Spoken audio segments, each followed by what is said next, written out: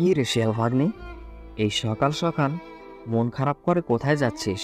ওই আর যাবো গো মামা, আমার পেটে অনেক খিদে। তোমার কাছেই আসছিলাম।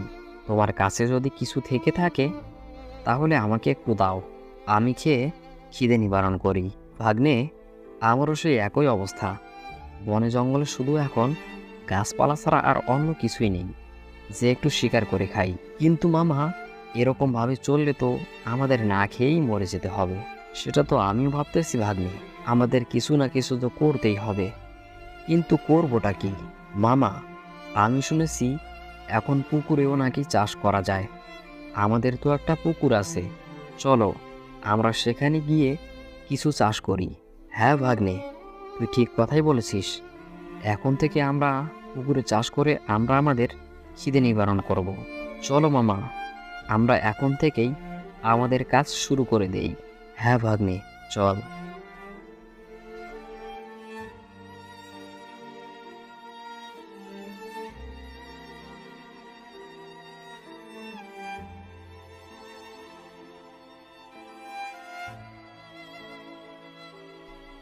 মামা, পুকুর পাড়ে তো চলেই আসলাম, কিন্তু এখন পুকুরে কি চাষ করব? হ্যাঁ রে ভাগ্নে, পুকুরে এখন কি চাষ করা যায় ভেবে দেখতে হবে। আচ্ছা মামা, আমরা যদি পুকুরে তরমুজ চাষ করি তাহলে কেমন হয়? আরে বাহ, এ তো বেশ ভালো বুদ্ধি। হ্যাঁ মামা, আমরা তরমুজ চাষ করে নিজেরাও খেতে পারবো, আর বাকি তরমুজগুলো আমরা বাজারে বিক্রি করে মাছ মাংস সব কিছুই কিনে খেতে পারবো।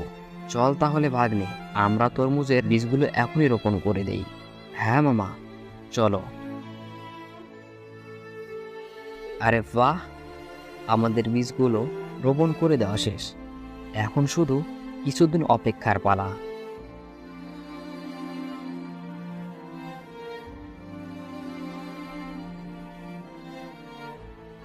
শিয়াল ভাগ্নে, ও শিয়াল ভাগ্নে, বাড়িতে আসিস নাকি? হ্যাঁ মামা, আমি বাড়িতেই আছি। তুমি একটু দাঁড়াও, আমি আসতেছি। কি হয়েছে মামা, তুমি আমাকে এভাবে ডাকতেছো কেন? ভাগ্নে, তোর কি মনে নেই আমরা তরমুজের বাগান লাগিয়েছি প্রায় 3 মাস আগে? আরে মামা, আমার তো একটুও মনে ছিল না গো। আচ্ছা যাক, মনে করে দিলে ভালো হলো। চলো আমরা আমাদের তরমুজগুলো নিয়ে আসি। হ্যাঁ ভাগ্নে, চল তরমুজগুলো নিয়ে আসি।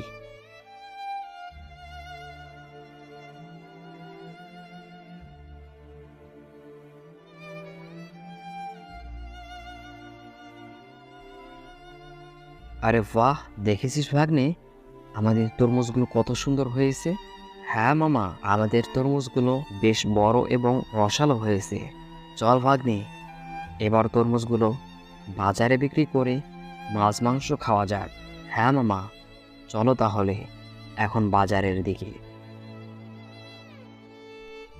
এই তরমুজ লাগে তরমুজ, রসালো এবং বড় বড় তরমুজ লাগে তরমুজ। এই যে শিয়াল ভাই, তরমুজ কত টাকা পিস? বেশি না ভাই, মাত্র 100 টাকা পিস। আচ্ছা শিয়াল ভাই, আপনি আমাকে একটা তরমুজ দেন। দেখতে দেখতে আমাদের সব তরমুজগুলো বিক্রি হয়ে গেল মামা। হ্যাঁ রে ভাগ্নে, দেখলে তো মামা কিভাবে আমি আমার বুদ্ধি দিয়ে পুকুরে তরমুজ চাষ করলাম। হ্যাঁ ভাগ্নে, তোর বুদ্ধির জন্যই তো আজকে আমরা এত সুখী। তো বন্ধুরা, আজকে এ পর্যন্তই।